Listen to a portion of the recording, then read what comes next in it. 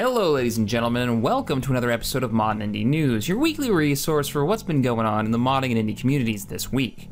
We'll be taking a look at the beta for Starforge, the release of a mod called Wasteland 2, Starpoint Gemini 2 gets a huge update along with City Watch, Door Kickers goes into beta, and a new version of Wyrmstooth is available.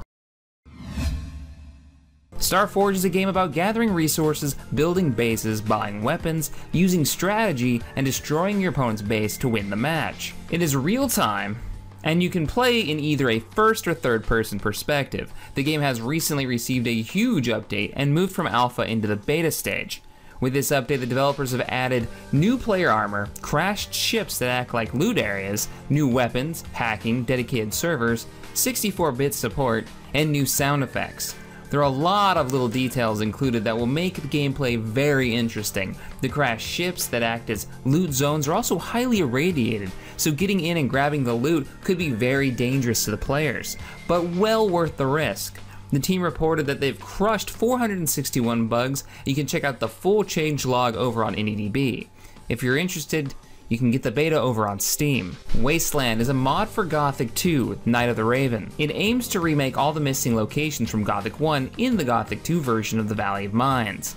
The mod only adds new locations while trying to maintain the vanilla feeling of the game, so you won't be getting any new plot points added to your game.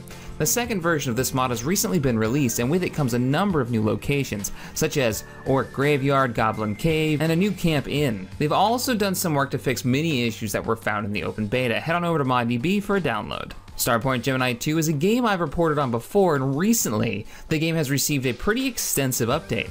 The game is a tactical space simulator that allows you to captain your very own ship and roam the galaxy with tons of RPG elements.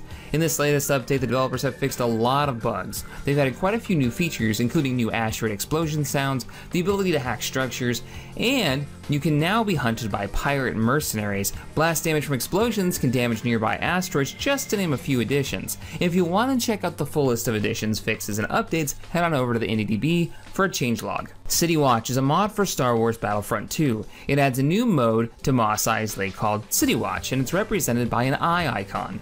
It consists of two teams, the cops and the assassins. The cops are stormtroopers and the assassins are the other team. The cops must patrol the city and kill all the assassins before the assassins kill the cops. However, if a cop kills an innocent civilian, they immediately lose. The mod has recently been updated to version 2.5, which adds single-player support, a new stormtrooper weapon, and a few fixes. If you've been looking for a new and interesting game mode for Battlefront 2, then head on over to ModDB for a download. Door Kickers is an innovative real-time strategy game that puts you in charge of a SWAT team. Analyze the situation, plan team routes, choose equipment, breach points, and coordinate multiple troops to reach the hostage room before the bad guys get to press that trigger. It may sound daunting, and like real-world close-quarter combat, it is, but most levels can be completed in minutes, and on-the-fly improvisation works. The game has gone into beta and received some changes. There are new weapons, maps, armor types, along with unlockable items using an in-game currency. While this game is in beta, it already has mod support, and there are over 100 mods on Steam Workshop right now. If you can't wait for Rainbow Six Siege to come out, and you want to start planning your hostage rescues, now you can get this game on Steam Early Access. Wyrmstooth is a massive mod for the Elder Scrolls Skyrim. The East Empire Company commissions the Dragonborn to slay a dragon that is interrupting trade routes throughout Skyrim. But is the dragon stirring up trouble without a particular reason, or is there something more sinister behind it? The mod adds new voice-acted quest lines that take you across Skyrim to the large island of Wyrmstooth. Battle across new landscapes and through new dungeons in this professionally delivered adventure.